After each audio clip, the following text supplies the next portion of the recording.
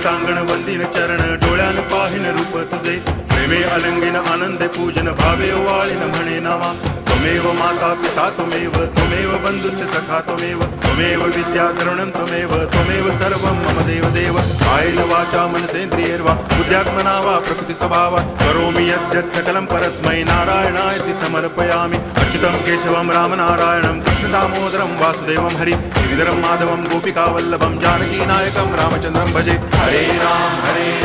Ram Ram Hare Hare Hare Krishna